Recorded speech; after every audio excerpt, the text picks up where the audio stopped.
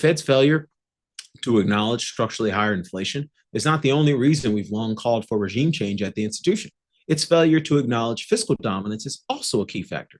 So if you look at the approximate next 12-month marketable Treasury debt supply, which we derive by summing the marketable federal debt maturing in the next 12 months, that's about $9.3 trillion. The annualized fiscal year to date budget deficit at about $2 trillion, and the annualized rate of divestment from the Fed's SOMA portfolio, Treasury divestment, you're talking about somewhere around north of $11 trillion. That's 38% of global savings. 38% of global savings, up from a long run mean of 22%. Uncle Sam is gobbling up a historically high share of the world's savings year after year after year after year, month after month after month after month. So if the Federal Reserve does not acquiesce to this new fiscal dominance, persistent fiscal dominance regime, obviously the one big ugly bill does not take us out of fiscal dominance. If the Fed does not acquiesce, there won't be any money left around. It's like the economy's having a stroke. Like the heart's still pumping blood, but it's not going everywhere it needs to go. The economy's still pumping lots of money, but it's not going everywhere it needs to go because it's going here. It's winding up Uncle Sam's balance sheet. And so the reality is the Fed needs to play ball if they want to have better outcomes for the consumers and businesses that aren't getting the capital they need to buy houses or to start businesses and to invest, to hire, to do all these other things they would like to probably do to make their lives better. Refinancing risk will remain structurally elevated and restrain capital formation in the mortgage market for as long as the Fed fails to acquiesce to fiscal dominance. So if you look at refinancing risk, which is the basis point spread between the yield and the coupon and the MBS index, it's at a structurally elevated 131 basis points. You got to go back to the early 1980s to see such a high share. And then you have to, and also such a persistently high, this thing is rarely positive. It's been positive for multiple years, almost 3-4 years now. The Fed it's a very clear signal that there's not enough money going around. There's not enough capital finding its way into the housing market.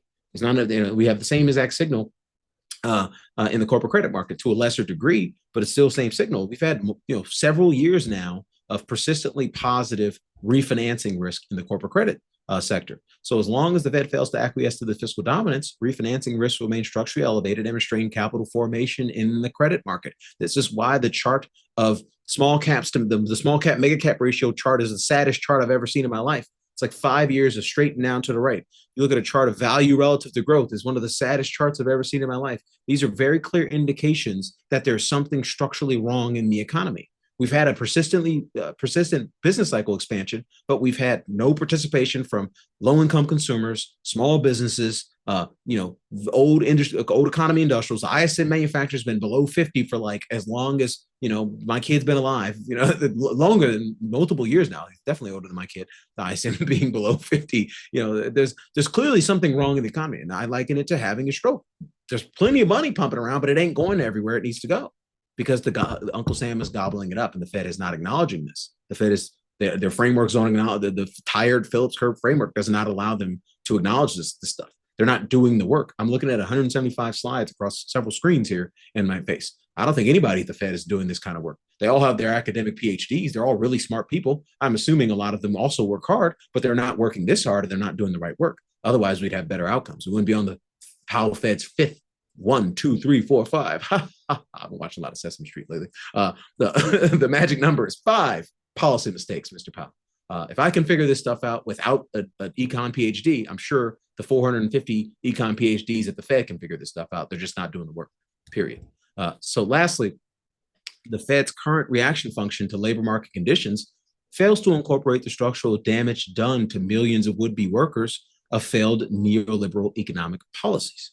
So if you look at the employment to population ratio, prime working age employment to population ratio, so 25 to 54, we're at 80.7%. It's a respectable number, but for whatever reason, we went from a structural uptrend to a structural downtrend in 2000. So we peaked at 81.9% in 2000. And so we did some math here, but essentially what we're trying to do is I figure out what the prime working age employment level would be if we had a peak, a higher level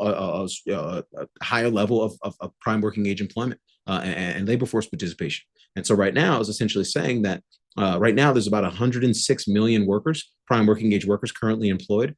That would be close to 107 million workers, 107.5 million workers. So we're essentially shy of 1.5 million, 1.6 million, 1.6 million workers are not in the labor force as a function of these failed neoliberal economic policies. They're not being counted towards the unemployment rate, but they're just out of the labor force.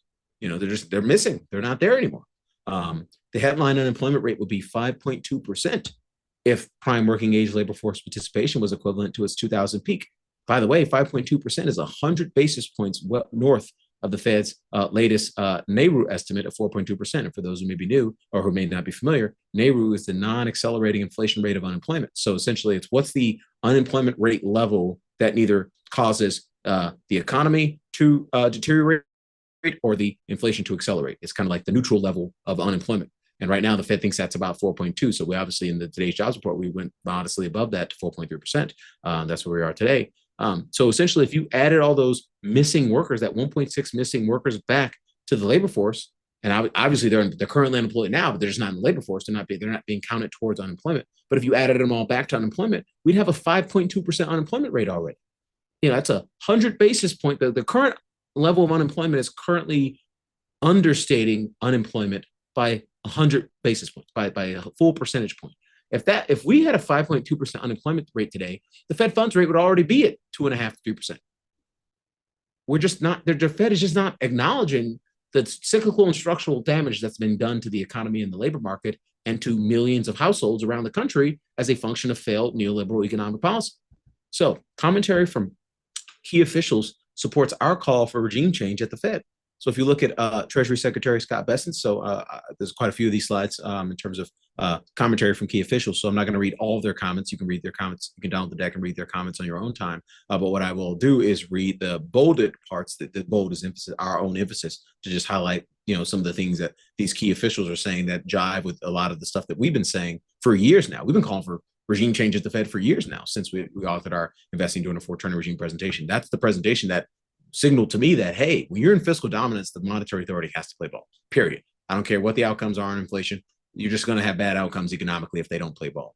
And so we've been saying, hey, you need to play ball for years now. And by and large, they were playing ball, but up until who got reelected, they stopped playing ball. And I don't know why they stopped playing ball, but they're known, they stopped playing ball, but that's neither. That's we'll keep moving. So Treasury Secretary Scott Bessent, who's I've known for many years, he's a former client. He said, what we need to do is examine the entire Federal Reserve institution. Has the organization succeeded in its mission? This is like universal basic income for academic economists. He also went on to say, I do think we could go into a series of rate cuts here, starting with a 50 basis point rate cut in September. If you look at any model, we should probably be 150, 175 basis points lower. That's kind of what the market's pricing in right now. So the market's currently pricing in the terminal Fed funds rate the floor Fed funds rate on a nominal basis at 283 basis points. So basically 175 basis points lower than where it is today. So, Scott, this is, again, Scott said this in mid-August prior to today's August jobs report. I believe there is room if one believes in the neutral rate for a series of rate cuts. I just said that a model of the neutral rate is approximately 150 basis points lower. There is no accountability at that organization, but the president and I are both concerned about the foundations of the Fed. The Fed stepped, I think, big-footed the regulators. They need to understand that they are one of three. Institutional inertia is likely to make achieving regime change at the Fed a slow and messy process, but make no mistake, it's coming whether you position for it appropriately or not. So this is our friend Nick Tiramos over at the Wall Street Journal. He's sort of the defender of the legacy institution, for lack of a better phrase. He said recently, but now candidates are running on being completely different. It's unprecedented. The next Fed chair will have to prove to markets that they're not what people assume. And don't forget, there are still 11 other voting members on monetary policy. I haven't seen clear evidence in the bond market that the Fed has lost its independence yet.